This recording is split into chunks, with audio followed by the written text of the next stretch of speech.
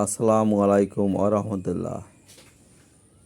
আমি Mohammad Mahbub Alam Howlader, Mongla homeo college, Mongla.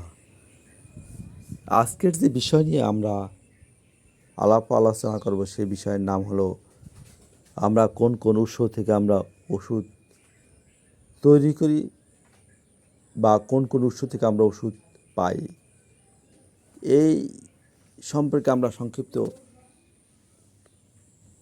আলোচনা করব। এক নম্বর হলো আমরা উদ্ভিদ থেকে পাই। উদ্ভিদ থেকে আমরা কি পাই? উদ্ভিদ থেকে আমরা পাই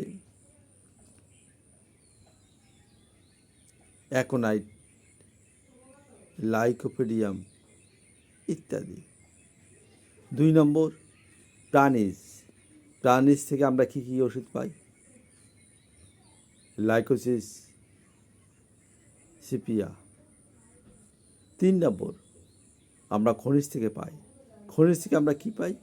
খনিজ থেকে আমরা পাই নাইট্রিক অ্যাসিড। 4 নম্বরে আমরা কোথা থেকে পাই? রোগজ থেকে পাই, যেমন গনোরিয়ার পুষ থেকে ম্যাডো। এরপর 5 নম্বরে গ্রান্থিস থেকে পাই, যেমন স্থান অন্ডকোষ থেকে। এরপরে 6 নম্বর আমরা পাই শক্তিস থেকে। এরা কীভাবে? সূর্যলোক বা চন্দ্রলোক, এক্সে রশ্মি ইত্যাদি বিভিন্ন শ্রেণীর প্রাকৃতিক ও কৃত্রিম শক্তিকে শক্তিকৃত অবস্থায় ব্যবহার করা হয়। এভাবে শক্তিকৃত ওষুধ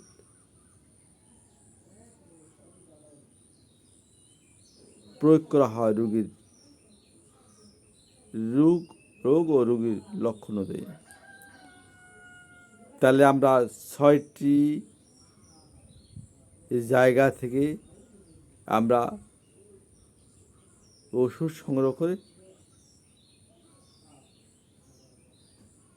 হোমিও জগতে ওষুধ তৈরি করা। আল্লাহ হাফেজ। আমি আমার সংক্ষিপ্ত বর্ণনা বিবরণ এখানে শেষ করলাম। আল্লাহ হাফেজ।